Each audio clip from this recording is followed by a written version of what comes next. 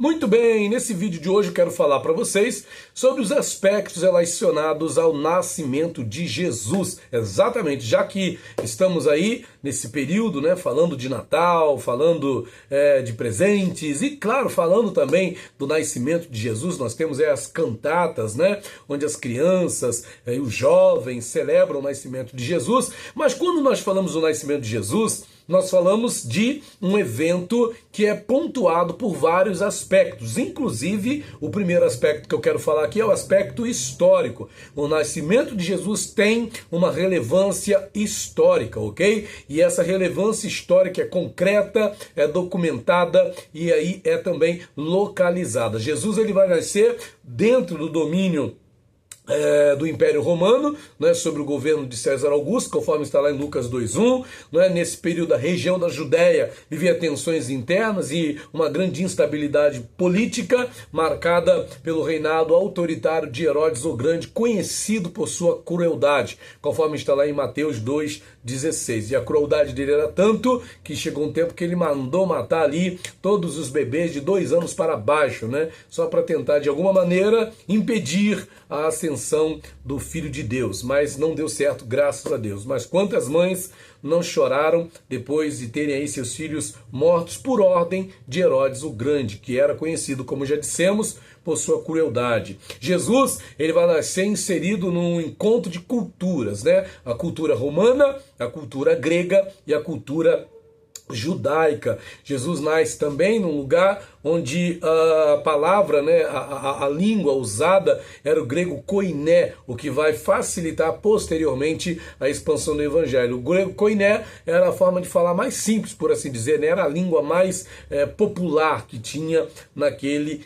tempo, ok? Então veja que Jesus vai nascer e a sua pregação vai ser no grego koiné e a língua dele, essa língua vai facilitar e fazer com que o evangelho estivesse na boca de todos. Jesus nasce em Belém, como você já sabe, né? A cidade profetizada aí para o Messias. Seu nascimento vai acontecer em condições simples, né? Possivelmente aí numa estrebaria ou área para animais, conforme registra a palavra de Deus em Lucas capítulo 2, versículo 7. Um outro aspecto também crucial relacionado ao nascimento de Jesus é o aspecto profético. O nascimento de Jesus é o cumprimento direto de diversas profecias messiânicas. Por exemplo, Isaías 7,14, que fala do nascimento virginal de Cristo, Miqueias 5,2, que fala do nascimento de Jesus em Belém, Gênesis 3,15, que fala da promessa da semente da mulher, Isaías 9,6, que dá a Jesus ali títulos messiânicos, né? Deus forte, Pai da eternidade, Príncipe da paz, maravilhoso, conselheiro, não é? Jeremias 23,5, que diz que Jesus é o renovo justo da casa de Davi. Jesus nasce como selo da fidelidade divina, da fidelidade de Deus para com para com o seu povo, né? Porque para Deus nada é impossível. Deus sempre cumpre aquilo que ele promete. Um outro aspecto relacionado também ao nascimento de Cristo é o aspecto espiritual, porque Jesus nasce para abrir uma porta de acesso a Deus que não havia antes, né? Jesus ele rasga ali aquilo que era empecilho para que as pessoas se chegassem a Deus. Ele cria um novo caminho, né? A graça de Deus agora ela é acessível a todos. Todos passam a ter a possibilidade de desfrutar de vida e comunhão com Deus. Ou seja, todas as nações, todos os povos são bem-vindos a adorar o Rei dos Reis, a exaltar o Senhor, a buscar a Deus, a ser cheios da presença de Deus. Jesus traz uma nova realidade espiritual a partir do seu nascimento. O nascimento de Jesus inaugura a nova era da redenção, e é porque isso se cumpre na palavra de Deus, isso, a palavra de Deus vai registrar isso, né? João 1,14 diz, e o verbo se fez carne e habitou entre nós. Jesus habita entre nós, ele veio estar entre nós. A encarnação é o maior mistério espiritual das Escrituras. O nascimento de Jesus é o Deus conosco, né? É o Emanuel, que significa Deus conosco. Jesus agora como eu disse, traz essa nova realidade espiritual, onde nós passamos a ter Deus dentro de nós. Deus está conosco através do nascimento de Cristo. O nascimento de Jesus é a chegada da luz, né, a quem vivia em trevas. O nascimento marca a vinda da luz do mundo. Né? Jesus é a luz do mundo, ele é a luz que brilha, ele é a luz que faz reluzir as trevas. As trevas são dissipadas pela luz que há em Jesus. João 8,12 também fala sobre isso. E quando Jesus nasce, marca o início da derrota das trevas espirituais. Por isso que a palavra de Deus diz que o Senhor Jesus nos tirou das trevas e nos trouxe para a sua maravilhosa luz. Jesus nasce para marcar o início da restauração da humanidade, da restauração do homem. Deus se aproxima da humanidade para restaurá-la desde dentro, não apenas de fora. E isso é extraordinário, e isso é tremendo, ok? Então veja, Jesus nasce para dar conta desse aspecto espiritual, para nos permitir uma nova realidade espiritual, uma realidade de poder, uma realidade de autoridade sobre as forças das trevas, uma realidade de poder, de autoridade, não é? Uma realidade de comunhão com Deus, ou seja, no âmbito espiritual, Jesus de fato traz uma nova vida, uma nova realidade para todos nós. Jesus também vem dar conta com o seu nascimento do aspecto relacional. O nascimento de Jesus vai revelar como Deus vai se relacionar com cada um de nós. E aqui é um outro aspecto, o aspecto relacional. E o que Jesus vai mostrar para nós? Através do seu nascimento, que o nosso Deus, que o Deus Criador é acessível, ok? Por isso ele diz, eu sou o caminho, a verdade e a vida, ninguém vem ao Pai senão por mim.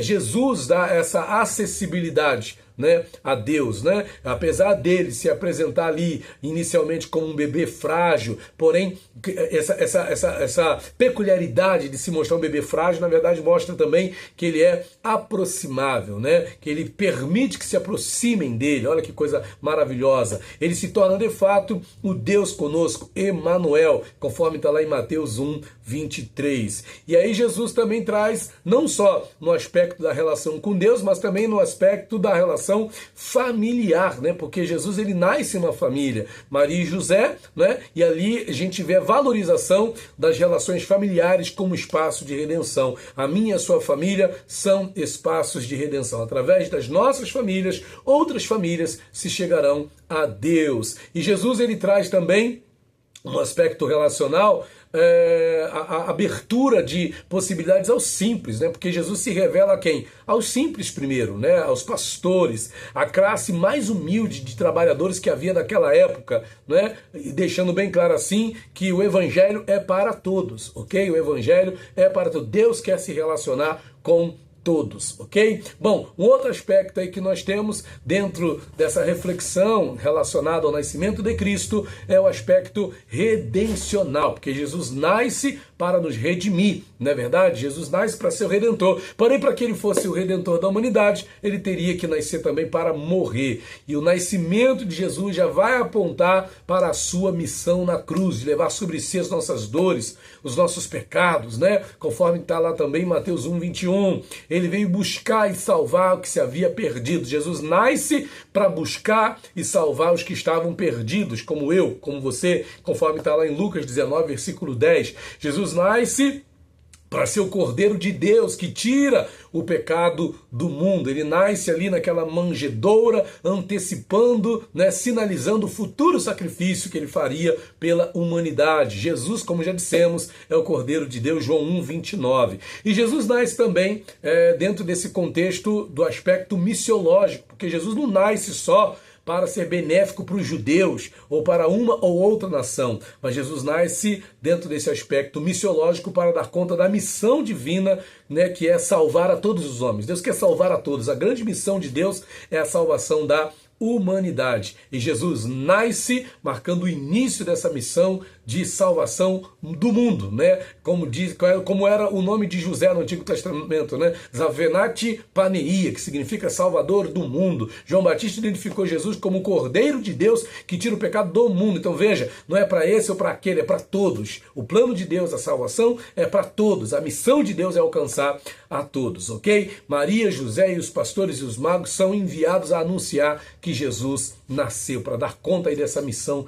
de Cristo, que é salvar a humanidade. E a missão é para todas as culturas, né? A presença dos magos do Oriente vai revelar aí esse evangelho global. Então, gente, os aspectos relacionados ao nascimento de Jesus são todos eles. Podia falar de muitos outros, mas vamos ficar por aqui. Porém, para finalizar, lembre-se sempre naquela passagem lá de Lucas 2, né? Porque quando Jesus nasceu, o que aconteceu? Os anjos celebraram dizendo: glória a Deus nas alturas, paz na terra, boa vontade para com os homens. Jesus nasceu exatamente para isso, para que nós viéssemos a glorificar a Deus nas alturas, para que nós viéssemos a ter a paz de Deus em nós e para que a boa vontade de Deus fosse experimentada por cada um de nós. Glória a Deus, Jesus nasceu. Desfrute dos benefícios do nascimento de Cristo na sua vida, na sua casa, na sua família e em todos os lugares por onde você for. Deus abençoe a sua vida.